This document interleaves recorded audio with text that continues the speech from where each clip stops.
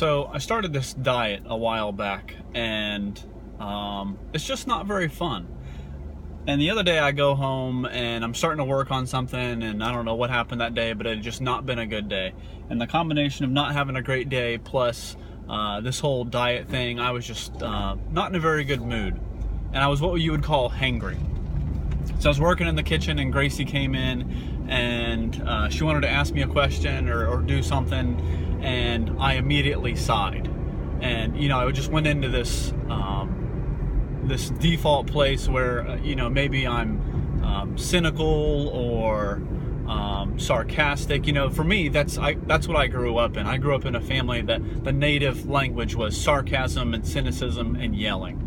And so after having this bad day, I was working on something in the kitchen, and Gracie came up to me to ask me a question or show me something, and she could immediately tell that I was not in a good mood. And when I responded, it was not very good.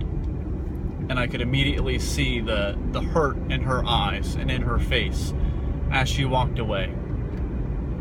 So I knew right then and there I had to put down what I was doing, and I went over and I apologized and I asked for her forgiveness, and we talked for a minute. And I just wanted to share that story with you. And I just want to encourage you as parents that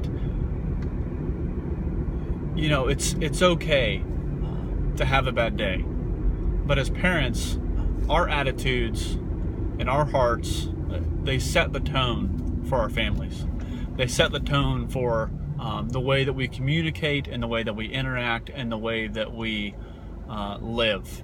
In Ephesians chapter 5, Paul tells the Ephesians, he says, to follow God's example as dearly loved children, and to walk in the way of love, just as Christ did and gave himself up for us. It's okay as parents to have a bad day, but I encourage you to check your emotions and check where you're at emotionally and mentally that day. When you go home, before your kids are coming home, before you're going to see them after school, it's okay to take a 5 or 10 minute break in the Wegmans parking lot. It's okay to take a 5 or 10 minute break in your driveway and compose yourself and maybe just clear your mind. Maybe if you're hangry like I was, go grab a little bite to eat, when you get in the door, throw a few nuts in or some fruit or something or whatever. But I also want to encourage you that when you do mess up, say you're sorry. Ask for your child's forgiveness. They need to see us say things like that. They need to see that we know that we're not perfect.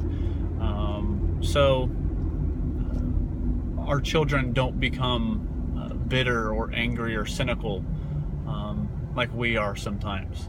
So I hope you're having a better day than I was the other day, and I just encourage you to walk in love as Christ did, and also show that with your children. So I'll talk to you guys later.